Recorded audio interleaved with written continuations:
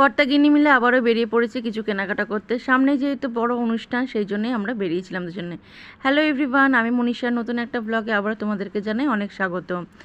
আর খাওয়া দাওয়া করে দুপুরবেলায় লাঞ্চ করে আমরা বেরিয়ে পড়েছিলাম একটু শপিংয়ের জন্য।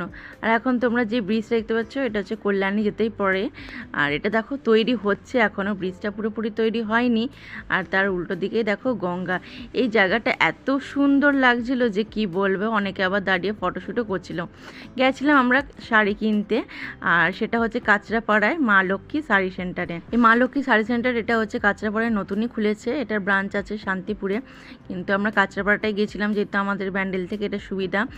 আর বেশিক্ষণ লাগেনি যেতে, 35 মিনিট মতো লেগেছিল আমাদের স্কুটিতে। আর এত সুন্দর কালেকশন এই মা লক্ষ্মী শাড়ি সেন্টারে যে কি, আমি তো পুরো কনফিউজড হয়ে গেছিলাম শাড়ি দেখে যে কোনটা ছেড়ে কোনটা নেব। পার্টি ওয়্যার শাড়িগুলো দেখো কত সুন্দর। সামনে বড় অনুষ্ঠান বলতে ছিল মেয়ের 5 বছরের জন্মদিন, আর তার জন্যই আর কি কেনাকাটা করতে যাওয়া। আমাদের মেয়েদের ওয়ার্ড্রোবে যতই শাড়ি থাকুক না কেন, মনে হয় যেন কিছুই নেই, সব কটাই যেন পরে ফেলেছি, নতুন কিছু হলে যেন ভালো হয়। আর যেহেতু স্পেশাল দিন আসছে, সেই জন্যই আর কি কেনাকাটা করতে গিয়েছিলাম আমরা কর্তাগিন্নি মিলে। পার্টি ওয়্যার যে নীল শাড়িটা দেখবে, তার সাথে রেডিমেড ব্লাউজও ছিল রেড কালারের কন্ট্রাস্ট করে, আর দারুণ কিন্তু ছিল ব্লাউজটা। এখানে সব ধরনের শাড়ি তোমরা পেয়ে যাবে, বেনারসিও পেয়ে যাবে, এমনকি লেহেঙ্গাও পেয়ে যাবে।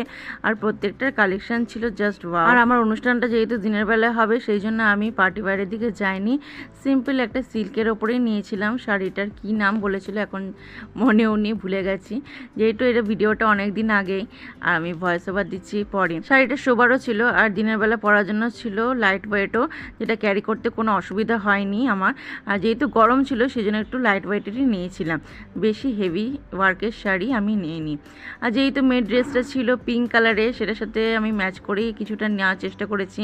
শাড়ি তো না হলো, এবার কর্তামশাইয়ের জন্য দেখা হচ্ছিলো পাঞ্জাবি, ওকেও বলেছিলাম পিঙ্ক কালারের একটা পাঞ্জাবি নিতে, কিন্তু পিঙ্ক কালারটা সে নেবে না। হোয়াইট আর গ্রিনের কম্বিনেশনের কাঁথা স্টিচের কাজ করা এই পাঞ্জাবিটা সে চুজ করলো।